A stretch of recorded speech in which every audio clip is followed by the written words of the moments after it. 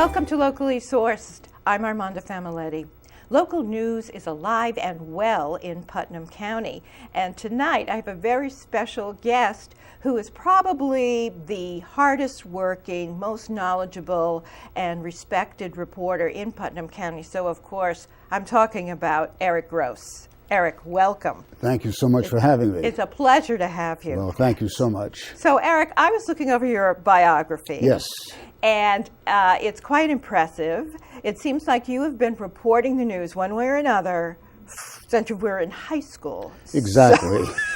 Back in the 1960s, 1960 to be precise, they needed someone to read the announcements over the public address system at Spring Valley High. And I volunteered, and that's how it all began. And you were a high school student volunteering. I was a high school student, yes, 1960, graduated from Spring Valley High the following year, and went on to Long Island University. I was the first basketball announcer for the LIU Blackbirds in the old Brooklyn Paramount. Wow. And that's when the school at that time took over that theater. And my late wife and I moved to Putnam in 1965.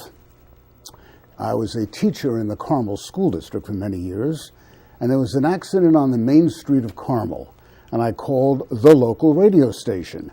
Back then it was WBRW. And the gentleman said, "Thank you for calling. If you see something else, call again."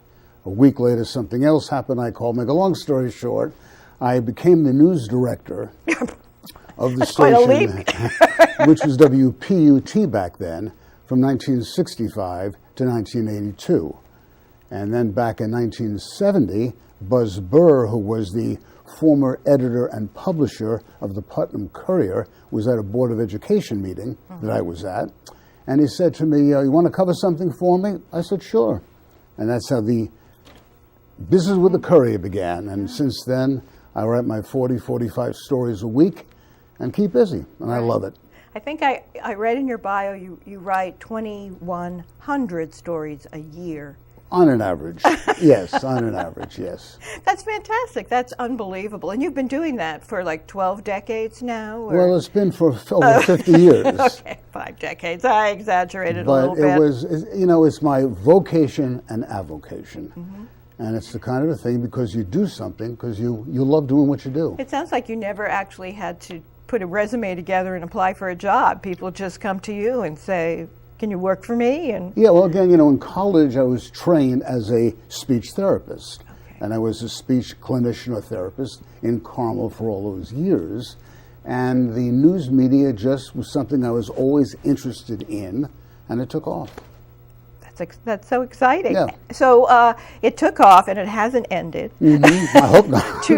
Thanks to you. I mean, we all appreciate the great work you do here in Putnam. But you're not just a journalist. You're also a pretty accomplished photojournalist as well. Yes. And I just wanted to show a slide of one of your photographs that you. Tell us the story behind this when it comes up. There it is. Sure. It's on the when you work for a small paper, you write the story, you take the photograph that goes along with the story, and then send to the editor who makes the final decision where it goes, headlines, things like that. So I always have the camera with me. The camera's always in the car. And I'm also involved with the emergency services, which we can chat about later. Yeah, sure. Look at that photograph now. That looks like you caught it at the moment it exploded. Yes, that was an accident in Mahopac Falls on a Saturday morning. I was en route to Mahopac to cover an event, and I heard this alarm come in on my pager. And I'm the public information officer for the Bureau of Emergency Services. So I went right to the scene, and when I got there, within seconds, the car just blew up. And it was just, as I said, being at the right place at the right time. Right. Luckily, the young man who was driving the car escaped unhurt. Yeah, I just love that picture. And I remember it was on the front page of the Courier that day. It really got people's attention to see something like that. And also to think that, no one was actually hurt. Yeah, exactly. Very badly. Very fortunate young man. That was fantastic. So a few minutes ago, you mentioned that you were a teacher. Yes. For more than 30 years. Yes. A speech teacher. And you're still active with the schools. So can you tell me something Yes, about what I do for are the doing? schools now, I've said over the years, since I retired 20 years ago from teaching, I have a series of programs which we call Spotlight on the particular school district. Spotlight on Brewster schools, Carmel schools, Mahopac schools, and Putnam Valley. We also did shows years ago for the Putnam Northern Westchester BOCES. And this highlights activities taking place within the school districts, the good things that are happening, children achievements that they have. We taped a show just the other day, a young lady, a senior at Brewster High School, who won the international tap dancing championships in Germany. These are things which you normally don't hear about. No. And it just gives the child, the student, the opportunity to explain what he or she did. We signed a letter of intent, young persons going off to college on a full scholarship, and things taking place within the schools as well. Now, who does the investigation about what's happening in the schools? Do you do all your own reporting work and then I say do the that's a reporting great work. story? I contact the wanna... various principals and superintendents and say what's happening in your school. Some of the districts are more aggressive than others, and we get more information out.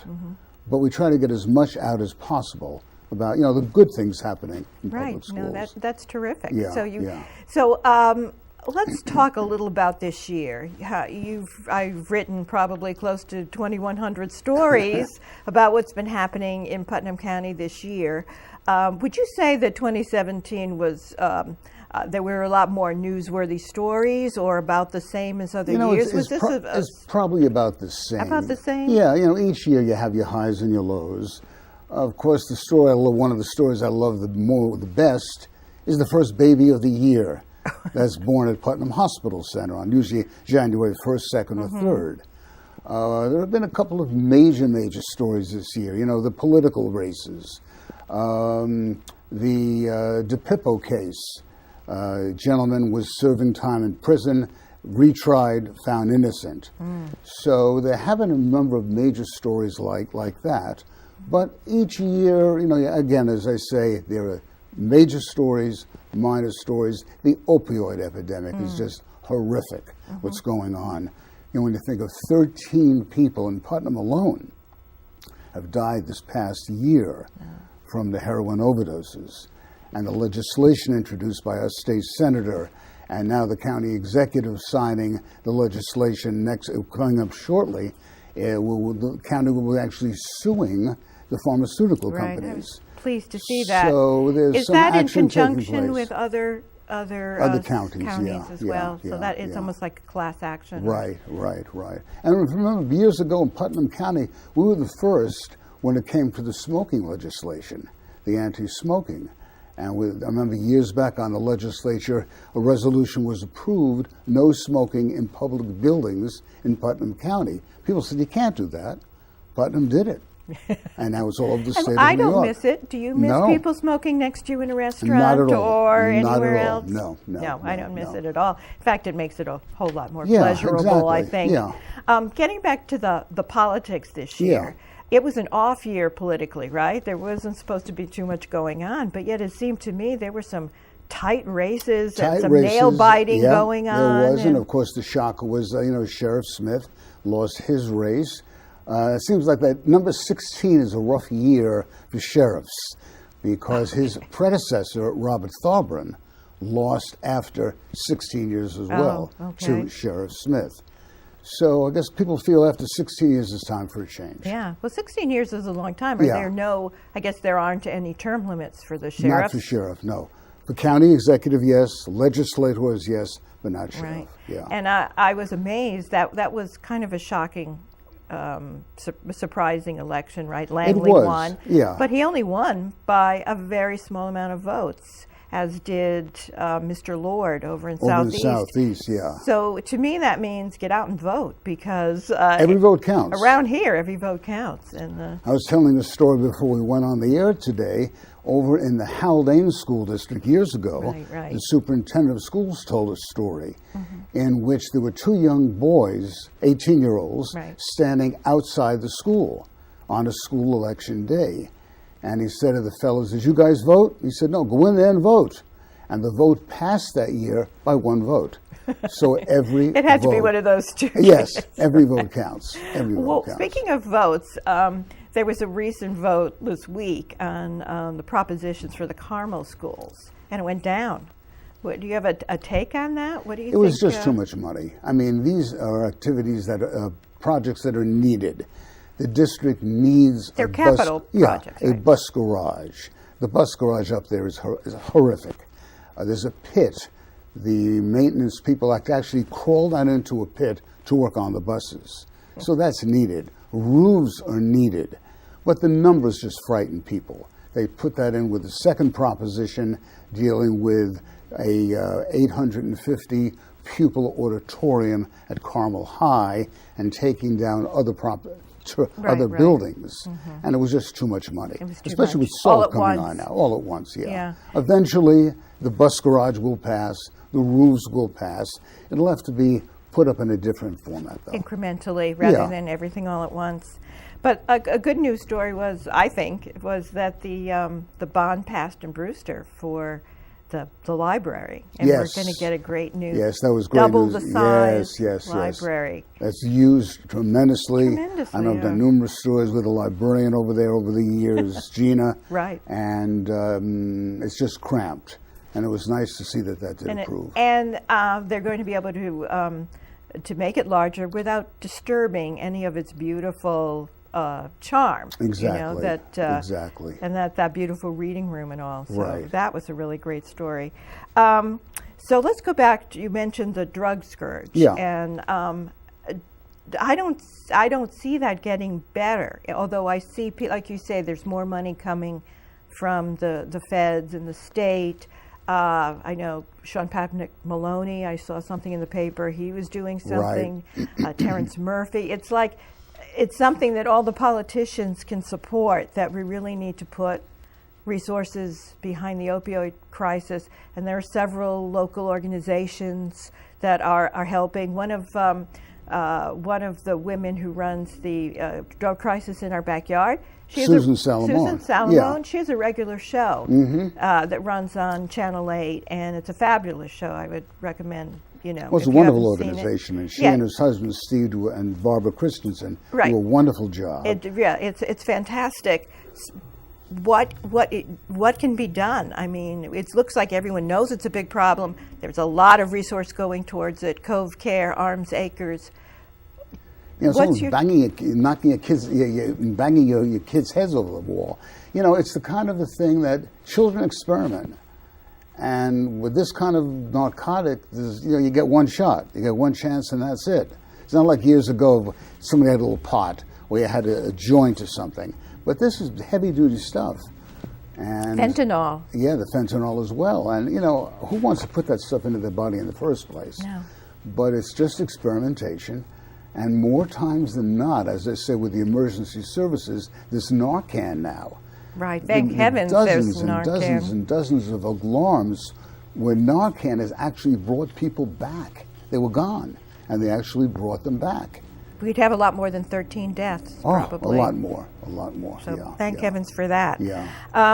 What about other stories this year that piqued people's interest? And I like to do stories with that affect organizations where most newspapers, most reporters don't go. The Rotary does something positive. In the Brewster schools, they have the Rotary Dictionary Project, where every year they donate 400 dictionaries to the elementary students in the Brewster schools, Green Chimneys, and the Pequannock School in North Salem. Wow. And, that's the kind of a thing that people should know about. Yeah. Most publications don't do that.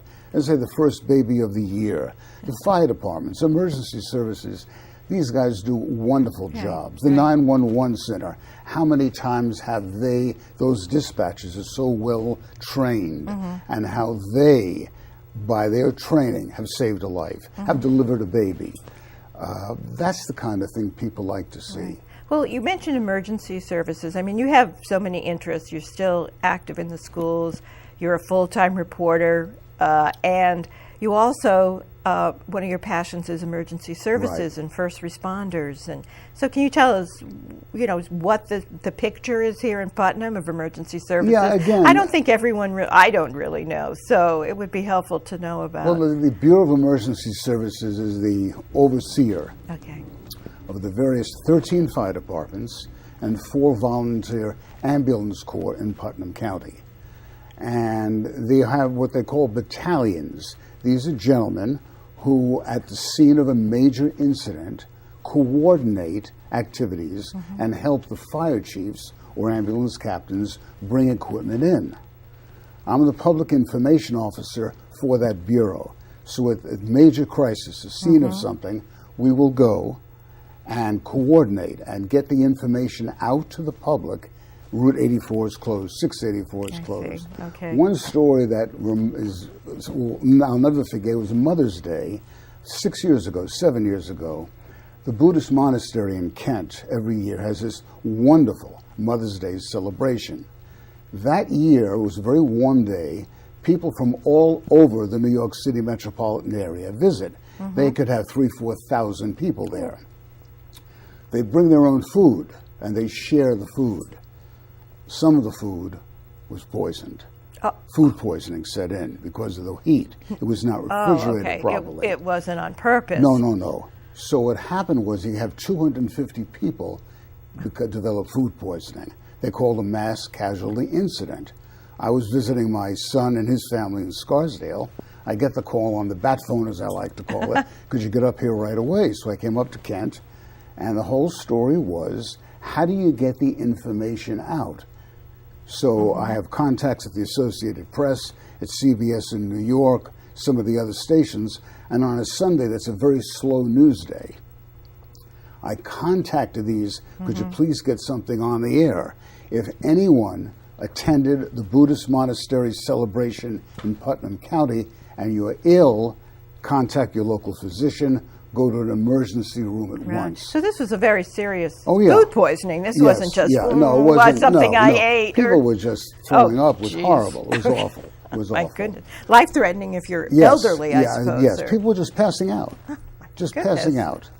So, that's the role of the PIO, getting that information out to the public. Right. Well, that's... And then any of the photographs that I take are used for training.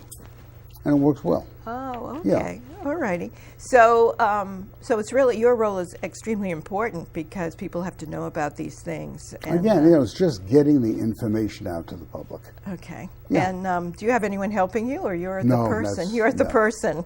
Yeah. Well, the coordinators, we have the Commissioner of Emergency Services, Ken Clare, the Deputy Commissioner, Bob Lipton. They're all involved in this as well. Right. But you're the point person, and then you have to broadcast. We try to get the information out, yeah. Well, I just want to stop and thank you for all the work you do, Eric. Well, thank you very much. The more I hear, the more impressed I am at what a great citizen you are here in It's been my life. Putnam County. County's been home for 52 years. Love it. People say, when are you moving out? When am I going to?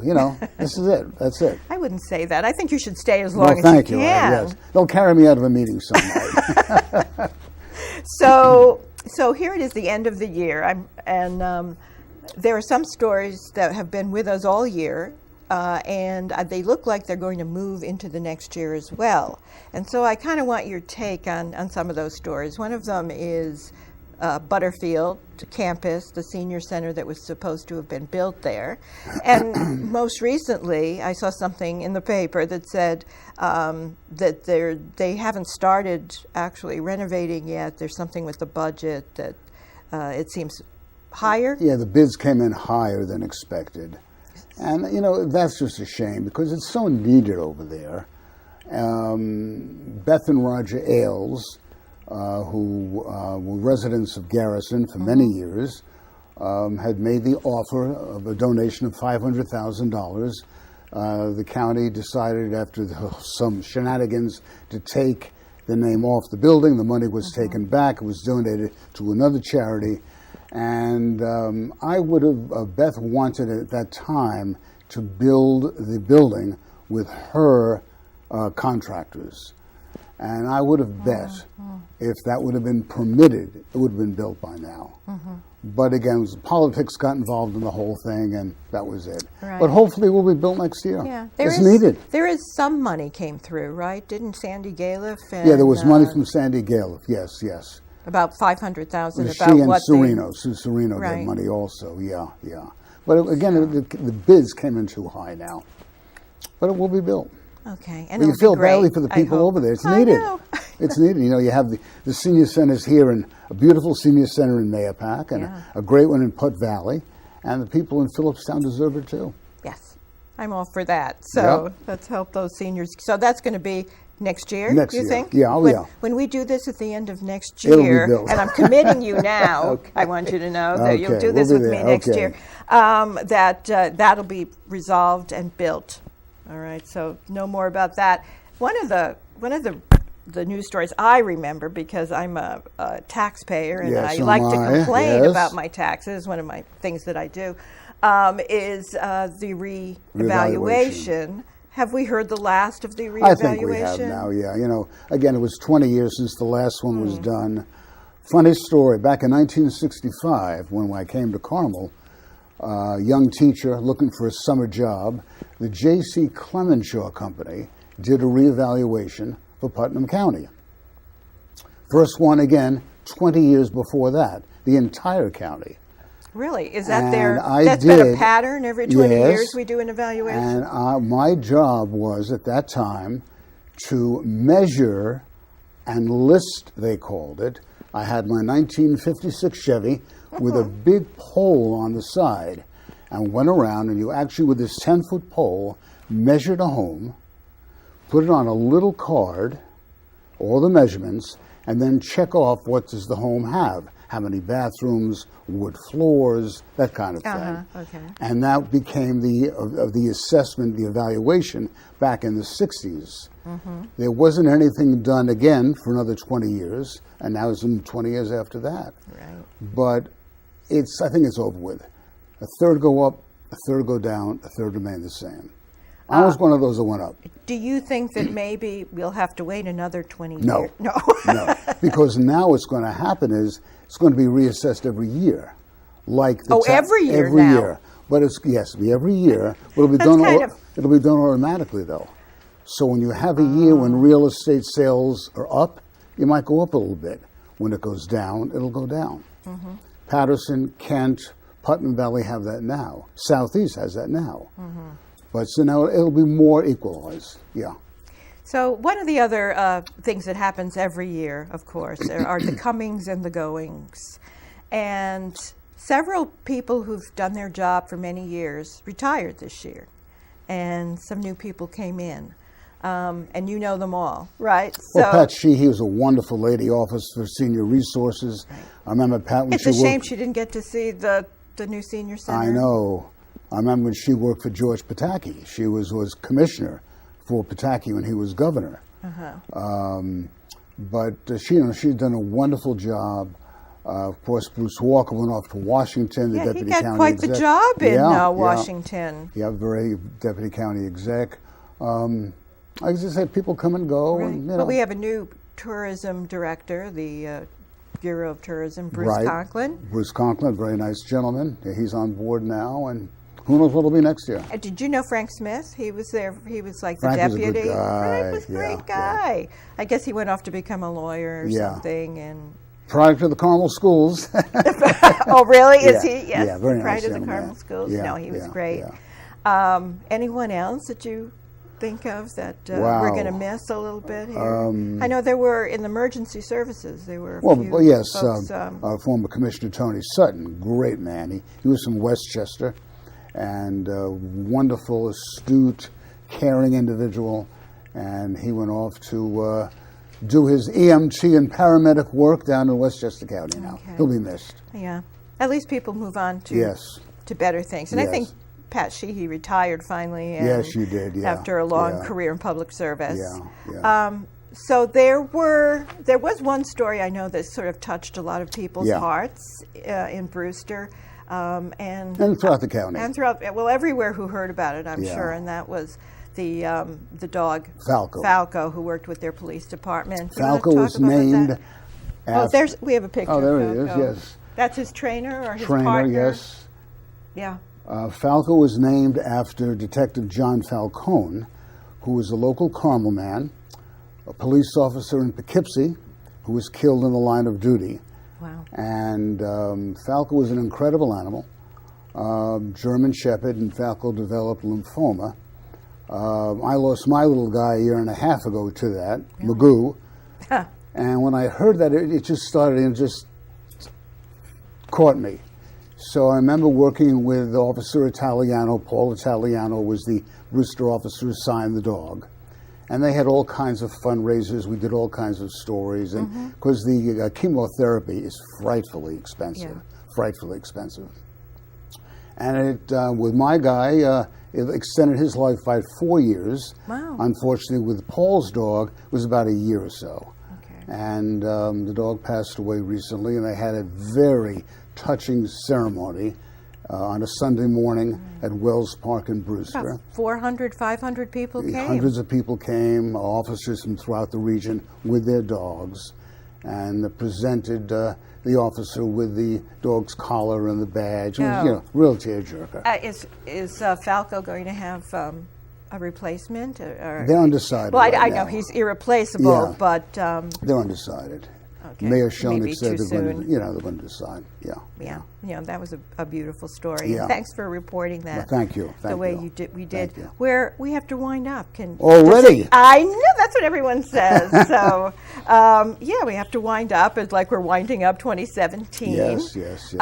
Any predictions before we say It'll goodbye? be an interesting 2018. Okay, around and we'll Putnam talk County. about it Love in 2018. to. So Well, love to. thanks so much for coming. Thank you so Eric. very much for having me. I'm Thank so you. glad you said yes and Thank that you. were here, and I want to thank. Happy of New Year course. to you all. Yes. Season's greetings. Yes, same to Thank you. Thanks to the crew, and thanks to you for watching. Bye bye.